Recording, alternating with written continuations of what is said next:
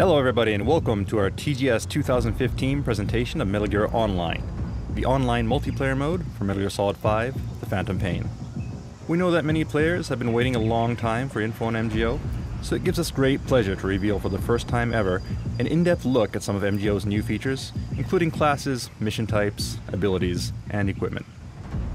Hopefully, people have been enjoying Metal Gear Solid 5, The Phantom Pain since it launched earlier this month, and maybe a few of you have even cleared the main story mode. If so, then you'll feel right at home in Metal Gear Online, as the game uses the exact same control scheme and much of the same equipment, but in a competitive online setting.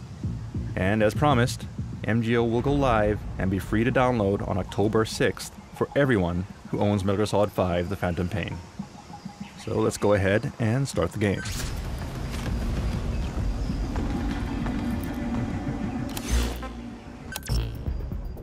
For your player character, you can choose the avatar that you created at the beginning of Metal Gear Solid 5 The Phantom Pain, or you may also create new characters if you wish.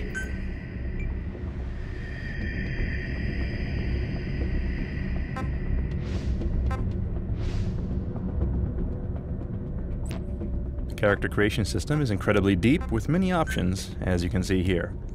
And if we wanted, we could take all day tweaking things, but for now, let's go ahead and go with this.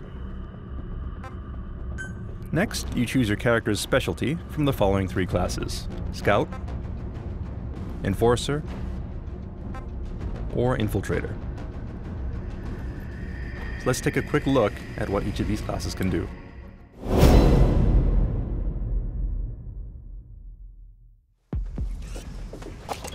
Infiltrators excel in close-range combat. They're very quick on their feet, and they can be very lethal when paired with stealth camo. Here we see an infiltrator sneaking up behind an enemy to interrogate them and extract the location of opposing team members. Naturally, you can also sneak up on enemies and kidnap them using the Fulton as well.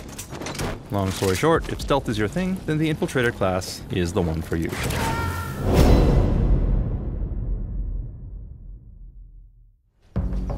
Next up is the Scout class. The Scout is well balanced and can be effective at both combat and support roles. Scouts excel at spotting enemies from a distance, allowing you to quickly mark enemies for your allies. Then support them with long-range sniper fire. Attacking from a distance minimizes the risk of being spotted or attacked by the enemy. So if you're the type who likes to gather intel and snipe targets, then this would be the perfect class for you.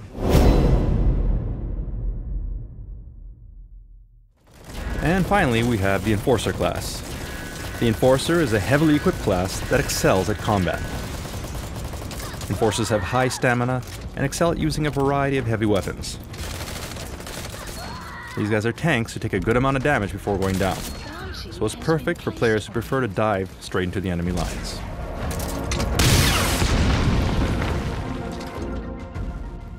Alright, so now that we've explained the classes, let's jump into an actual mission. There are several mission types to choose from, but for today we'll introduce you to the Bounty Hunter mission.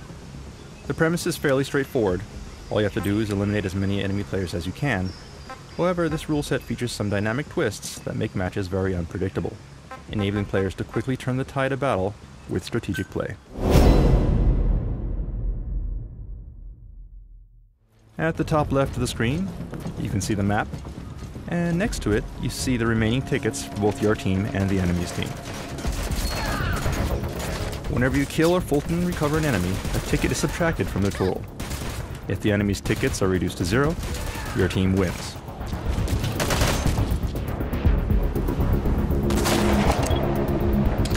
And these yellow marks indicate bounty points. A bounty point gets added every time you defeat an opponent. In other words, opponents who have very high bounty points have defeated many of your allies.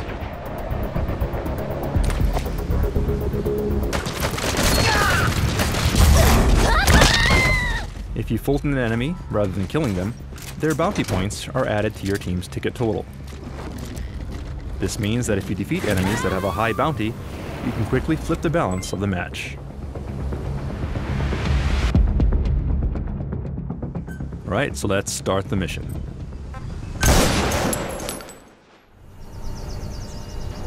Good luck! Good luck! Give him hell! Good luck! It's your show now. Go! Go! Go! You coming? Heading your way. Alright, so the names of your comrades are displayed in blue above their head. Help me out. And what you're seeing right now is the salute action. Saluting a teammate can establish a buddy link with them. Among other things, becoming buddies with another player allows for sharing of information.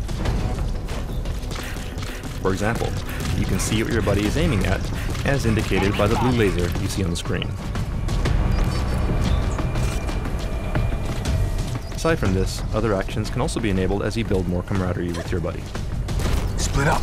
Copy. Let's take a look at some of your other teammates. The red markers on the screen are the opposing team. And note that markers placed by your allies are shared with the entire team. Here, a pair of players are entering the building as a two-man cell. And an enemy was detected. Firefight ensues.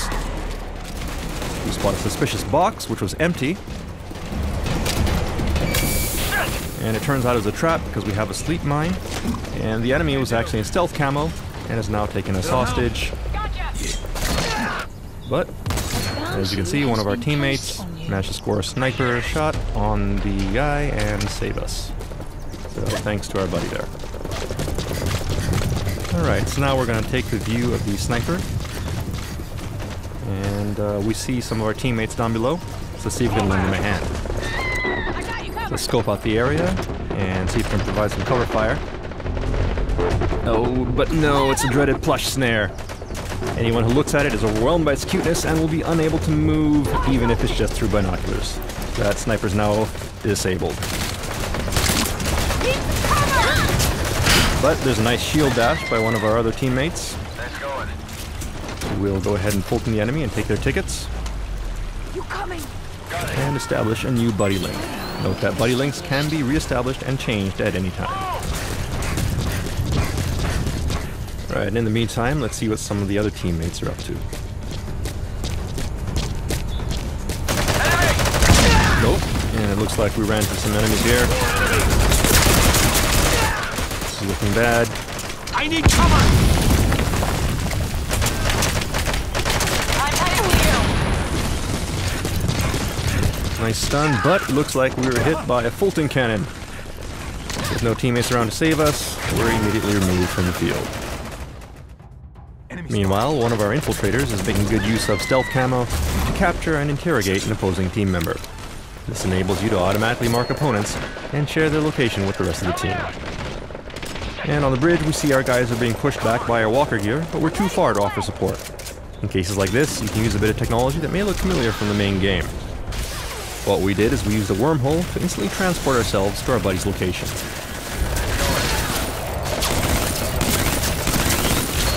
The enemy didn't notice us, so let's hijack their walker gear and even the score.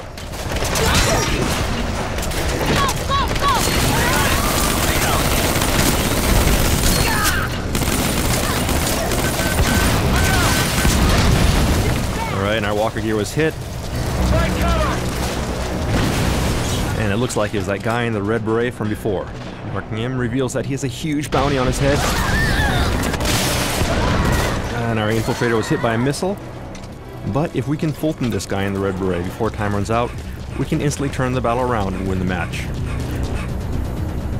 There's not much time left, and the blue team is dangerously low on tickets. At this rate, we will lose, so we need to Fulton this guy before the timer runs out.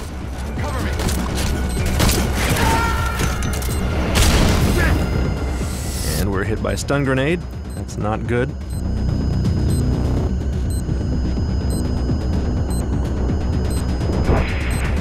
Help me out! Gotcha! But our comrade rescues us, and with a well-timed Fulton clench, we can instantly Fulton the guy in the red beret, turning his bounty into blue tickets just as time runs out. Solid wins. And Team Solid wins in an amazing upset. Job well done. And that concludes the mission for today. But before we end today's presentation, we'd also like to give you a quick peek at another exciting feature of MGO. Unique characters.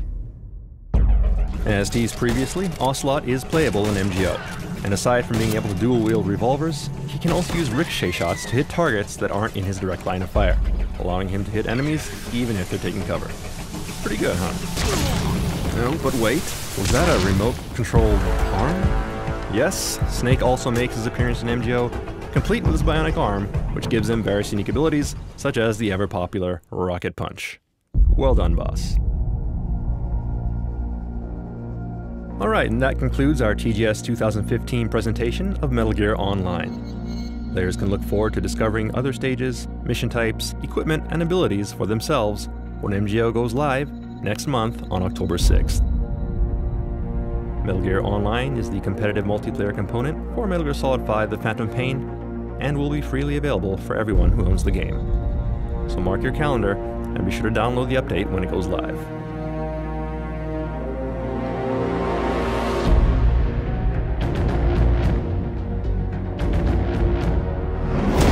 Service begins on Tuesday, October 6th, Pacific Standard Time.